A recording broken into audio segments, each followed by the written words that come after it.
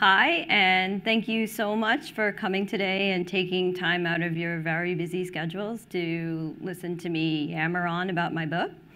It's called The Vanishing season, and it just came out last week. And it had an unusual path to publication in that it won the Mystery Writers of America / St. Martin's Minotaur Debut Crime Novel Award, which is an annual contest that is held in conjunction with St. Martin's, my publisher, and the Mystery Writers of America. So it's open to anybody who has an unpublished manuscript. So if you have an unpublished manuscript lying around that has to do with crime, you can shine it up and send it in. The new deadline is mid-January of 2018.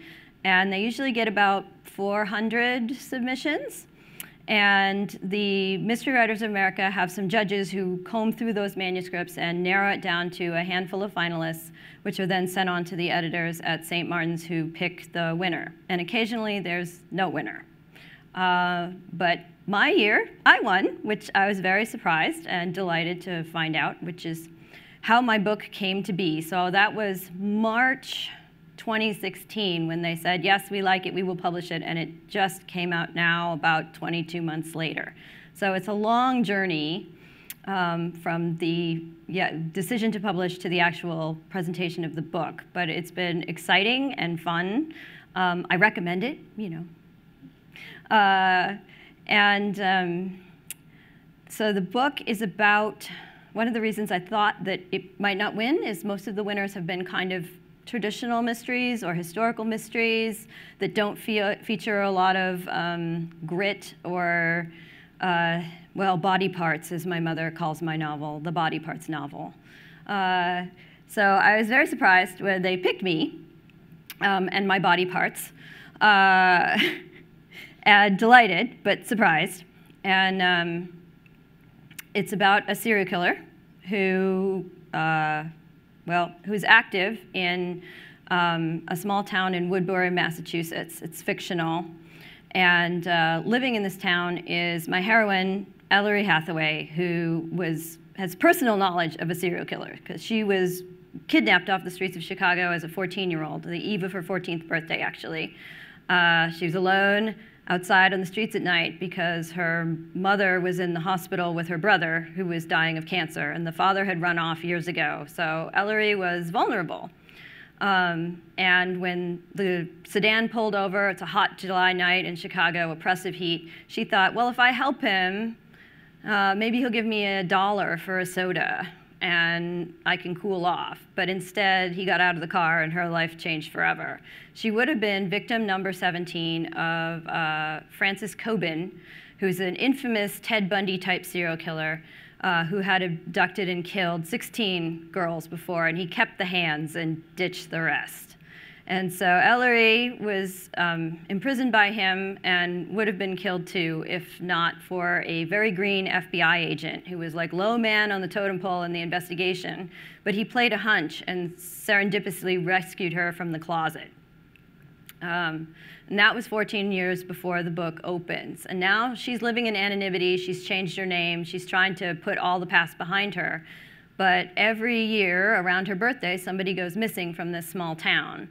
And they all seem to have, well, most of them seem to have reasons to be missing. So nobody's very surprised, and they aren't looking for them too hard in most cases, and they don't see a pattern. But Ellery gets a creepy clown birthday card in the mail after each disappearance. It says, "Happy birthday, Ellery." And she doesn't really talk about her birthday much, so this is a signal to her that somebody knows who she is for real, and the person may be dangerous. But she can't get anybody to believe her that these disappearances are connected. And to explain the whole story risks outing her past and, again, being forced to deal with this ugly serial killer who had hurt her when she was a teenager.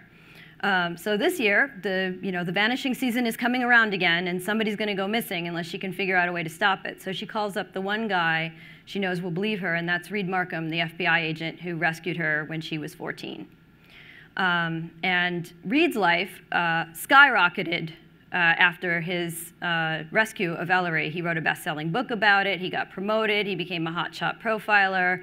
It was great. He met his wife kind of this way, where she was starstruck a little by the whole serial killer. You catch serial killers? That's really cool.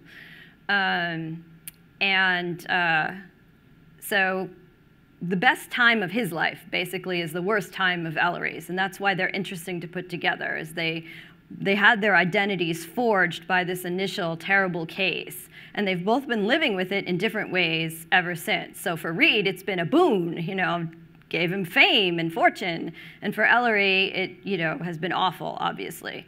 And so forcing them to back together again causes them to confront those roles where, for Reed, if Ellery's life isn't awesome, I mean, he's always told himself he's the big hero of her story. He rescued her. She's the one that lived.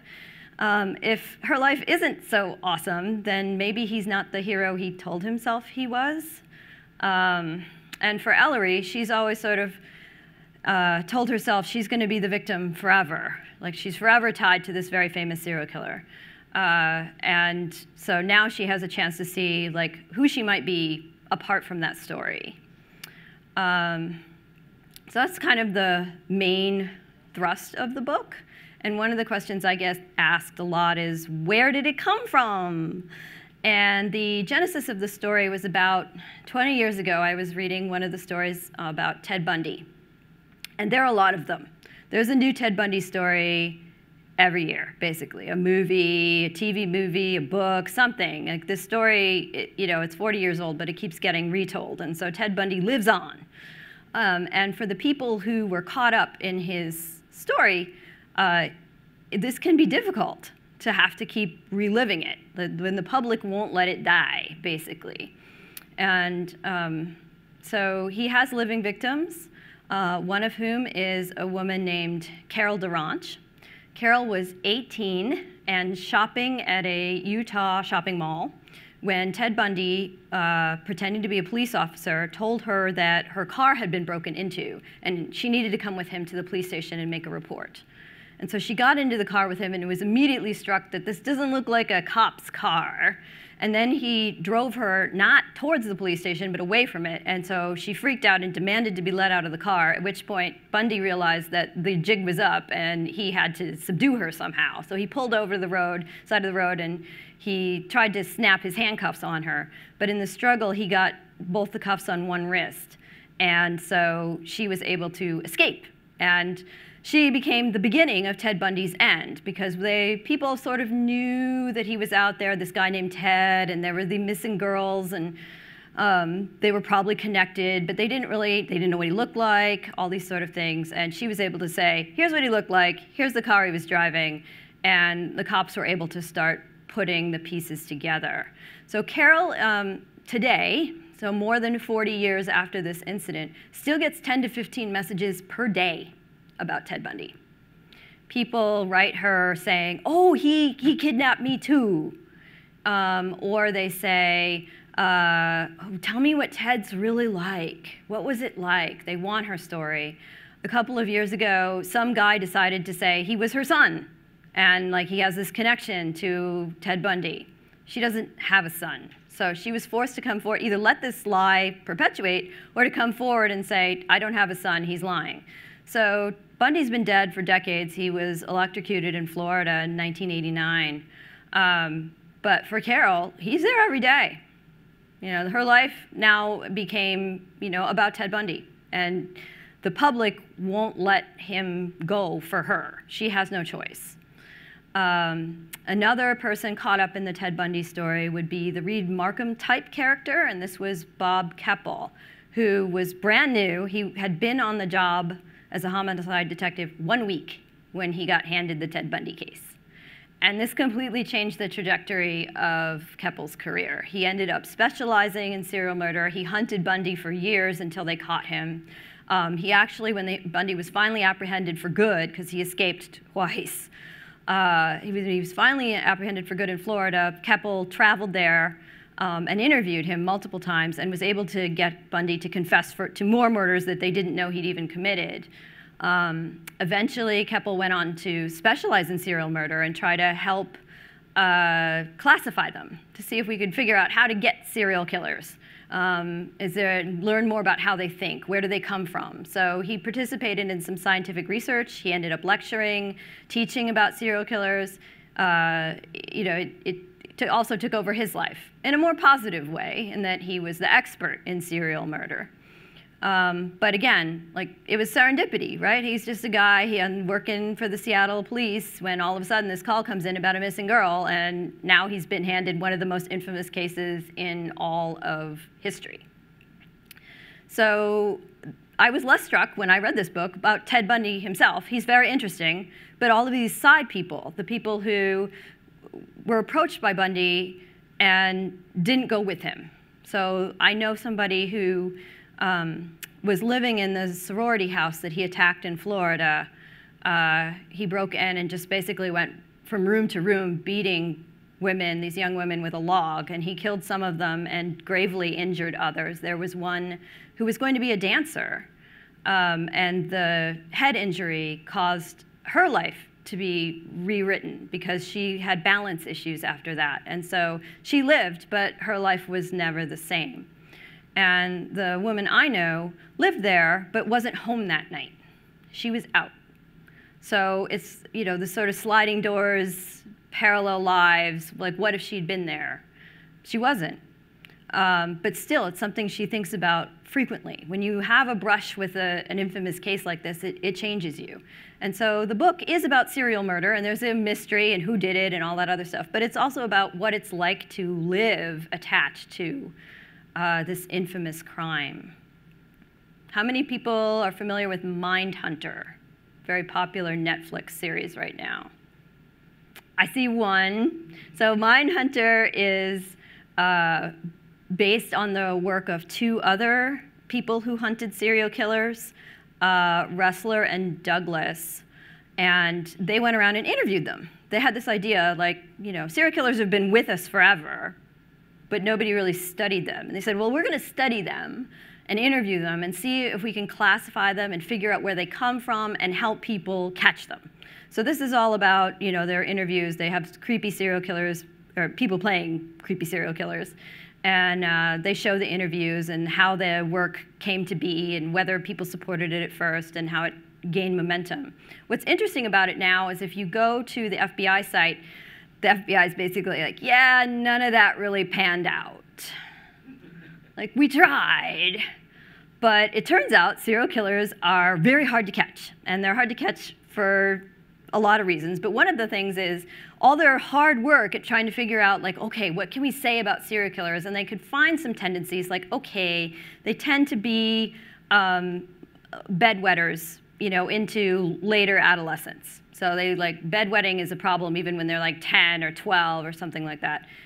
Okay, well, if you suspect you have a serial killer in your neighborhood and you're a police officer, you can't really go round up the bedwetters. So the cops are looking at these profiles going, they don't help us. How, okay, so he had mommy issues. How do we go round up the people who had mommy issues or whatever? This is not helpful. And then also some of it just turns out not to be helpful even as a classification system. So one of the big things they tried early on was you could be an organized killer who would be kind of like Bundy, who planned his victims. And he had this very big ruse where he would dress up as an injured person with a cast on, and he'd say, oh, come with me. I need you to help me carry my books to my car. And the young women would go with him, at which point he would leap upon them and subdue them. Or he would pretend to be a cop or something like that. And he had a plan with how he was going to be with the victim and kill her and where he was going to leave her. And then disorganized killers who would be, ooh, I'm just walking along when I am overcome with the urge to kill, and I break in and I just kill people. But Bundy did that too at the end. So is he organized or disorganized? And it turns out organized killers have elements that are disorganized, and disorganized killers have elements of organization. So this category helped not at all. But there are other things that are kind of interesting, things that appear about serial killers in movies and television. So for example, you see things like, oh, they always take trophies with them. That's a big thing. And it turns out about half take some sort of trophy, like some piece of the victim's jewelry or a driver's license, so they can like relive it afterward, but only about half. Another one, they found serial killers are more likely to have served in the military. So if 1% of the population has served in the military around now, serial killers, it's 1 in 3. So probably they're attracted to the dominance and the weapons and that sort of thing. But again, the vast majority of people in the military are not serial killers. So even if you suspect you have a serial killer, it's not like you can go round up everybody in the military and say, are you the one? And then, let's see, other things that are sort of true about serial killers, that they kill strangers, and that's why they're hard to catch. And it turns out about a third of their victims are strangers. It turns out the most common relationship between a serial killer and his victim is business. So watch out when you're doing business. Now, prostitution accounts for a good chunk of that. That's classified as business. But also, you know, you go down to your Kinko's to make some, you know, mimeographs or whatever, and the serial killer happens to be working behind the counter. So you get those kind of things too, where there's this casual connection. You would still mostly be classified as strangers. You don't really know each other, but you have met before. So that's another thing that is sort of interesting about serial killers. Another one that pops up sometimes is, like, are the victims all women? On TV, they're almost always women. And it turns out in real life, they're mostly women too. It's about 80%. And again, part of that is the prostitution, because if you're a serial killer and you're lazy and you want a victim, it's very easy to get a prostitute to get in the car with you. You don't have to go hunt her. She'll, you know, open the door and she'll get in. And then you are expected to drive her off somewhere secluded so she doesn't freak out immediately. So unfortunately, like prostitution, people who are in the sex trade are still like vulnerable to this kind of thing. You can call them up and like have the one delivered to your home. So that's a chunk of where that comes from. So it's about 80% of the victims are women. And another one that I find interesting, there's this idea that, oh, they're already in the system somewhere. If we just look for people who are out there committing violent crimes, we can find the serial killer. And it turns out, no, that about 80% of them have some kind of record by the time they are arrested for murder. But it's usually nonviolent stuff, like peeping or simple theft. It's not really that they're out there committing these violent crimes and they have a record. So it turns out they're actually very, very hard to catch. So that was one. I got some feedback on my book, actually, about Reed and his ability to profile and everything. And something like, he's not very good at his job. Like, he gets stuff wrong in the book. And, well, I mean, profiling is not, you know, a science per se. It's not like it has the guaranteed outcome that they're like, okay, and he's going to be wearing a red sweater and driving a blue minivan. It's just, they can't get it down that far. And indeed, the cops often get frustrated because what the profilers will come forward with are stuff like, well, he's really angry at women. And the cops are like, yeah, we kind of gathered that from the way he's killing them. What else you got? Nothing? Oh, the bedwetter thing. OK. So there is this tension between the FBI that wants to do this research into serial killers and the local police who really just want help catching them when they think they have one. But this is another problem, is how do you know when you have one? Because it'd be nice if they were always very consistent and they like left the sign notes like the Zodiac, you, it's me. Or they always, you know, used a pair of red nylons to strangle their victim, something obvious that says, okay, yeah, these are all related. But sometimes they're opportunists, and they will change murder weapons. So one might be a strangulation, and then another will be a shooting. So they can be very hard to detect. But what's interesting now is some people are beginning to experiment with like big data. And it's hard right now because the way law enforcement works, they're all segregated. So you can be a serial killer in one town and go like across the street and be a serial killer in another town, and the two towns don't even know that they have related victims because they're not sharing data. So there are some people who are making efforts to try and get the police departments to share more data so you can pick out serial killers. And that's looking like it might be an interesting way. Some people are saying that this will work, but it hasn't been rigorously tested yet. But at least we are probably moving in the right direction to being able to spot these guys. And again, it is mostly guys. You can get female serial killers. They tend to murder like serial husbands, like black widows. Like, I'll marry a guy and then off him for money, and then I'll marry another one and off him for money. And if you move around, this can be very hard to catch. And this is the thing. How do they finally catch serial killers? Well, it turns out their families turn them in. Their friends, the people who know them, who can say, oh yeah, he was a bedwetter, or yeah, or in Bundy's case, his fiance was like, he has plaster of Paris in the bathroom and some handcuffs in the car. That looks suspicious to me. She had to turn him in 3 times before they took her seriously, because nobody thought they were looking for a law student.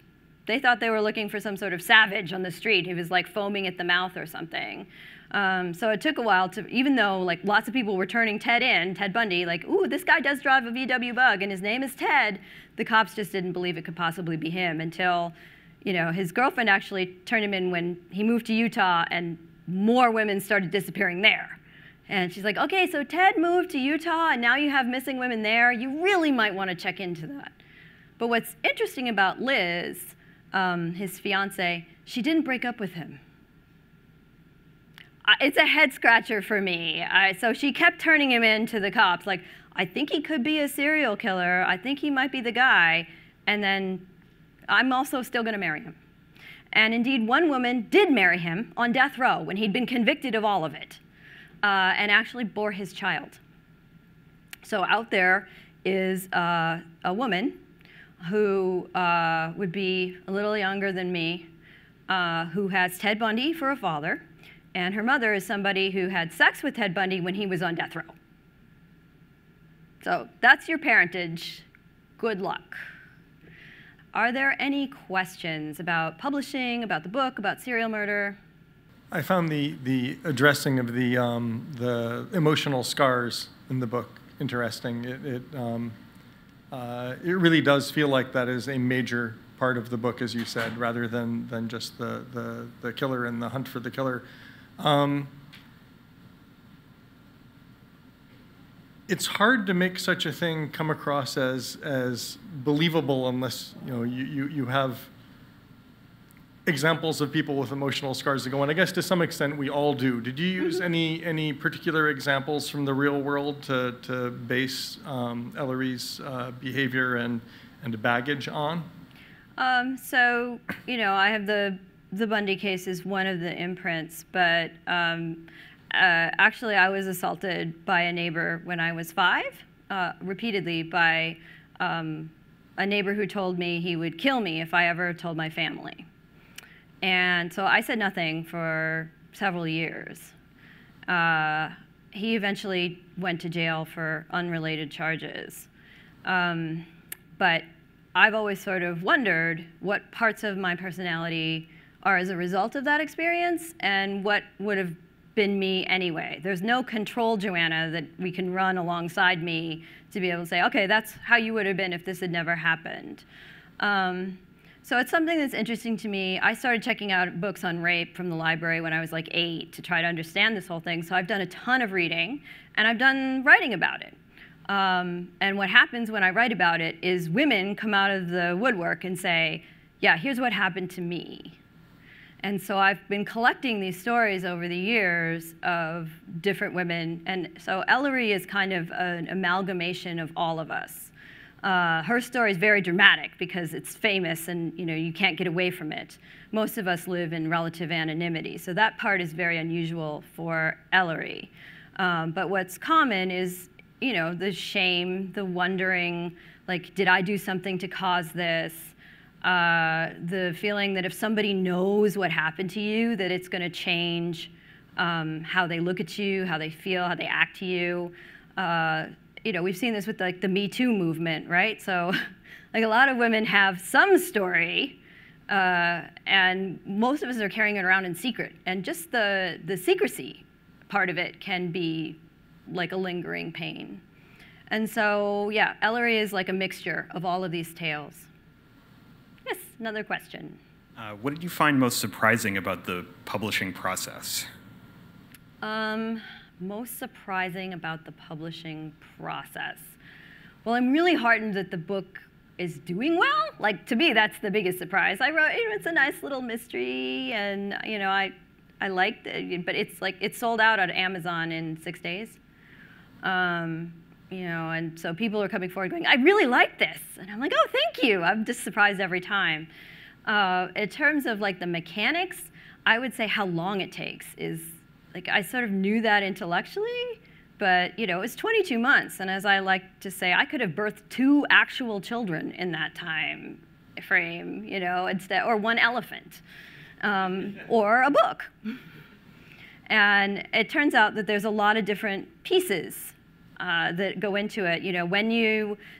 My publisher publishes like 110 mysteries a year. So you have your slot about this is when the editor can focus on your book. This is when the copy editor can focus on your book. This is when the cover artist can focus on your book. And it's a complicated dance, and you have to meet your steps or the whole process. You can miss your opening, and then your book is delayed even more. So that kind of has been, I would say, the most surprising part. The thing that surprises other people is, like, I don't have anything to do with the cover. The publisher picks both the title and the cover for books, and authors, depending on their stature, get more or less input. And so this title actually is mine, and the publisher agreed to it. The cover, like, I was not even consulted. They're just like, here it is. And I provided some feedback, and they made some tweaks on that. And I'm very happy with the way it turned out. But I know sometimes authors are very unhappy. Lisa Gardner was telling me this week that they had tweaked her cover so many times that it ended up the woman had 6 fingers. Because she's looking at the cover. She's like, it looks odd to me. And then it published this way. She's like, it looks odd to me. And her husband, she says, he's more visual than I am. And he came along. He's like, that's because she has 6 fingers. Oh, yeah. And then even if you're Lisa Gardner, who has published zillions of New York Times best-selling books, still the publisher will come to you and say, can you give the heroine brown eyes? Or not brown eyes, but green eyes, because we have green-eyed art that we want to use on the cover. And so brown eyes aren't going to work. So can you go back and change your heritage so that she has green eyes? And Lisa's like, all right, I'll just go tweak her heritage so she has green eyes in the book. So the way the different pieces come together and where the author can push back and where the author can't continues to be a bit of a surprise for me. Just quickly, thank you for that explanation of why so many books' cover pictures don't match the story inside. I never understood. Yeah, well, it turns out this is, authors actually usually are not very good at figuring out what to put on the cover because they imagine that it's going to be like a scene, like you act out a scene from the book.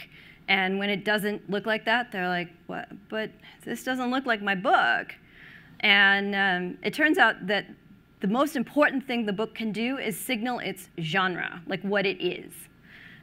So is it literary fiction? Is it a scary mystery? Is it a cozy mystery like Murder, She Wrote, where like there's a dead body but nobody really cares?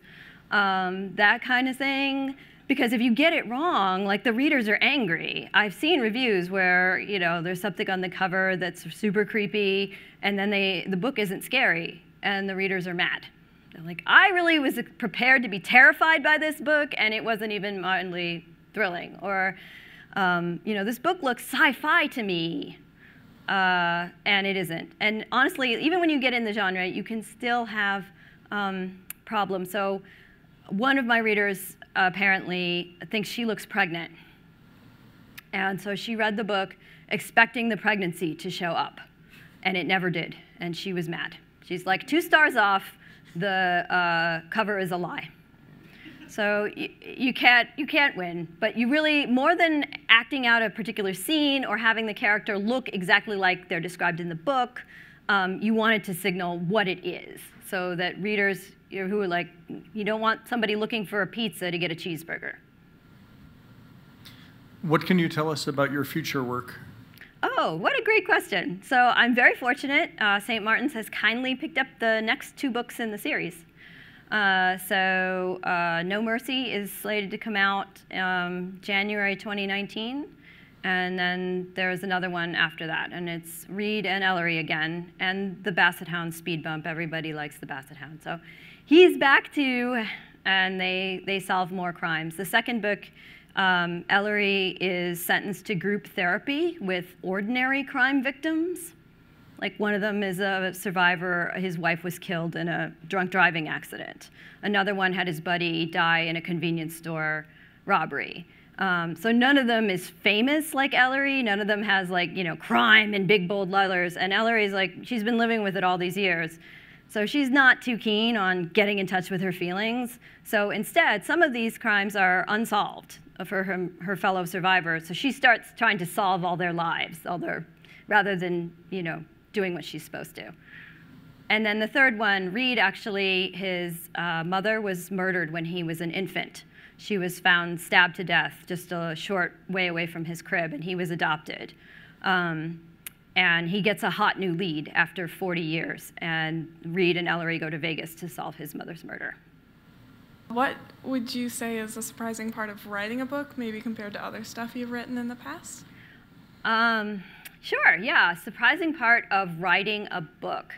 Well, I have to have some surprise. I discovered very early on that if I outline too much of a detailed outline, I won't write the book, because it's all like, well, the hard part is figuring out the exact phrasing and everything. And if the story's all there, I'm like, well, that's it. I don't need to do that work. I'll just leave it in my head. So I have a rough outline, and then things happen where I'm writing along and a character I didn't think was going to do something does something. All of a sudden it's happening, and I was like, oh, that's very interesting. I didn't know you had that secret motive, or this thing in your past that's suddenly coming out to light. I know Ian McKellen said he wrote like 13 books before he realized his hero was Polish. Like that was his ancestor. He's like, oh, of course you're Polish. I didn't know. So like that's the fun part, is the discovery, where you're writing along and you learn about your characters. So that's, I think, the surprising part and the fun part. Thank you.